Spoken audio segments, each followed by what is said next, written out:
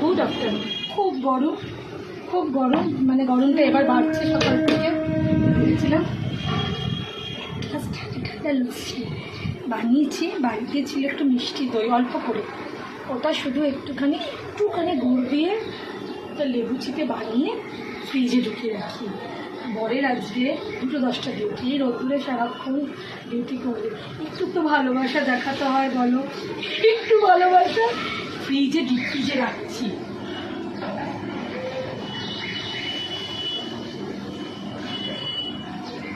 স্নান করে বেরাবে, বেরিয়ে ভাত খাবে, ভাত খেয়ে যাবে, তখন দেবো একটুখানি বেশ চমকে উঠবে, বাবা কী ব্যাপার আজকে এত ভালোবাসা।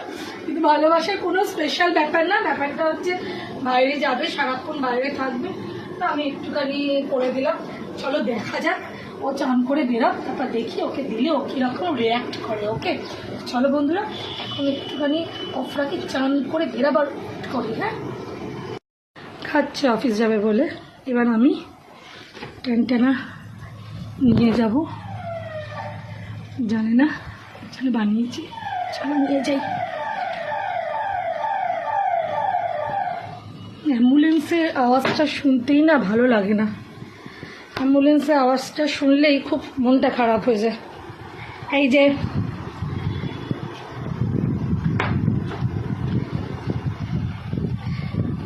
आपके लिए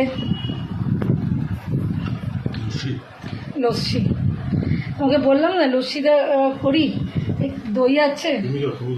না না আমি খাবো না, আমার খাওয়ার হলে আমি খেতাম।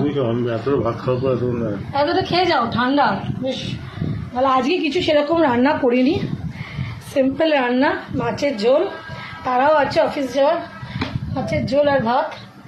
মাছ হলেই যথেষ্ট। হ্যাঁ মাছ হলেই, আর আমাদের বাড়িতে মাছের একটুখানি ওই আছে, মাছের প্রতি একটু ওর দুর্বলতা আছে, আমারও আছে, বাট ঠিক আছে, আমার একটু অন্য জিনিসের ওপর দুর্বলতা আছে, ডিমের ওপর।